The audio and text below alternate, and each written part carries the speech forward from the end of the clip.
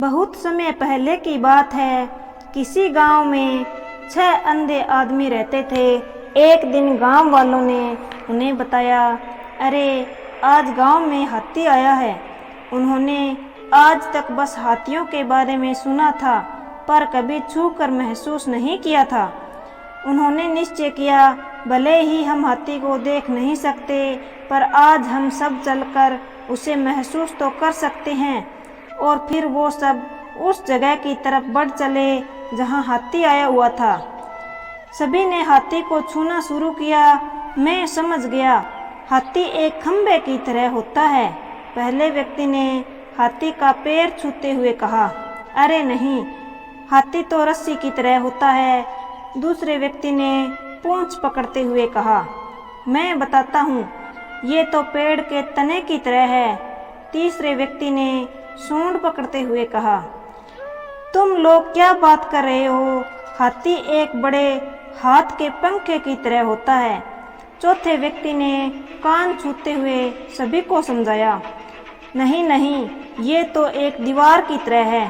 पांचवें व्यक्ति ने पेट पर हाथ रखते हुए कहा, ऐसा नहीं है, हाथी तो एक कठोर नली की तरह होता है।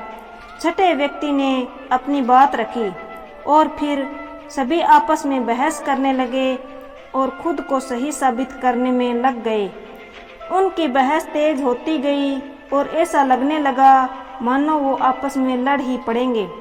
तभी वहां से एक बुद्धिमान व्यक्ति गुजर रहा था। वह रुका और उनसे पूछा, क्या बात है, तुम सब आपस में झगड़ क्यों रहे हो? हम यह तय नहीं कर पा रहे हैं कि आखिर हाथी दिखता कैसा है, उन्होंने उत्तर दिया। और फिर बारी बारी से उन्होंने अपनी बात उस व्यक्ति को समझाई। बुद्धिमान व्यक्ति ने सभी की बात शांति से सुनी और बोला, तुम सब अपनी अपनी जगह सही हो।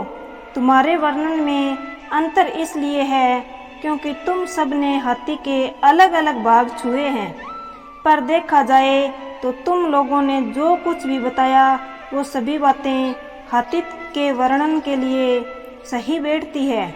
अच्छा, ऐसा है, सभी ने उत्तर दिया। उसके बाद कोई विवाद नहीं हुआ और सभी खुश हो गए कि वो सभी सच कह रहे थे। दोस्तों, कई बार ऐसा होता है कि हम अपनी बात को लेकर अड़ जाते हैं कि हम ही सही है और बाकी सब गलत है। लेकिन यह संभव है कि हमें सिक्के का एक ही पहलू दिख रहा हो और उसके अलावा भी कुछ ऐसे तथ्य हो जो सही हो। इसलिए हमें अपनी बात तो रखनी चाहिए, पर दूसरों की बात भी सब्र से सुननी चाहिए और कभी भी बेकार की बहस में नहीं पड़ना चाहिए।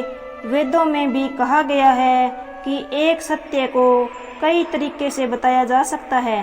तो जब अगली बार आप ऐसी किसी भी बहस में पड़े तो याद कर लीजिएगा कि कहीं ऐसा तो नहीं कि आपके हाथ में सिर्फ पूंछ है और बाकी हिस्से किसी और के पास है।